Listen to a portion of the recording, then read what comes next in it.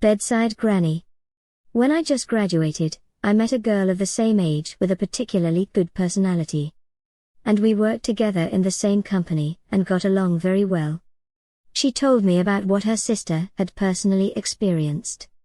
After graduating, her sister took over her mother's class and went to work in the railroad department. And their group was assigned to a station not far from the city. They live in a small brick-walled courtyard in a U-shape. Close to the railway. There are bungalow dormitories on 3 sides. The 3 girls were divided into a front house, with 3 bunk beds, sleeping on the bottom and putting things on the top. And the dormitory had a small window facing the door. 2 or 3 meters away from the wall with windows, there is a railway.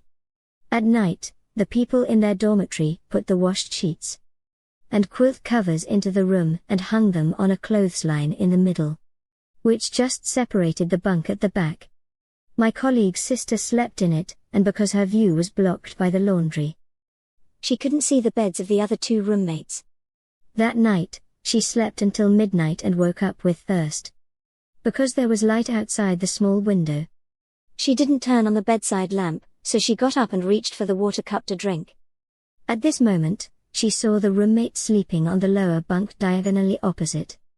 And at the end of the bed sat an old lady with grey hair, dressed in a grey cloth with a diagonal placket, and her head bowed and her hands touching the sleeping roommate in a circle.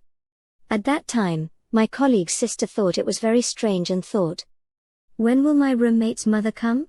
Why don't you sleep yet?" But because I was too sleepy, I didn't think much about it, so I fell asleep again. When she woke up the next day and saw the tightly covered sheets on the clothesline in front of her, she didn't know if the scene she saw last night was a dream or a reality.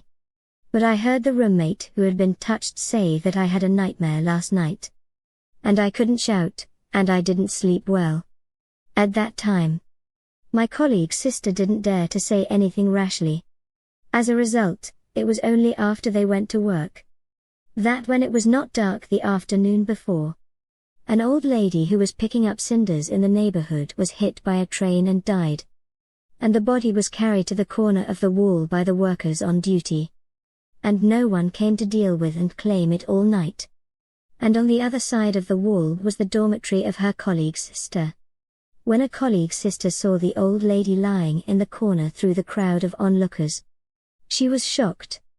Because this old lady is exactly the same as the old lady she saw sitting at the end of her roommate's bed at night.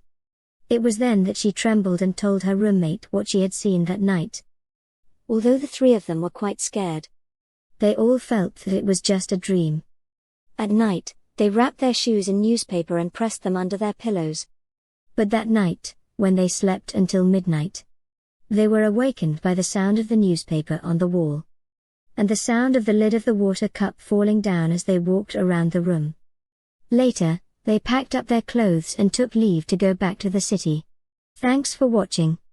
If you have similar experience as per the story, please comment and let me know. How was your experience?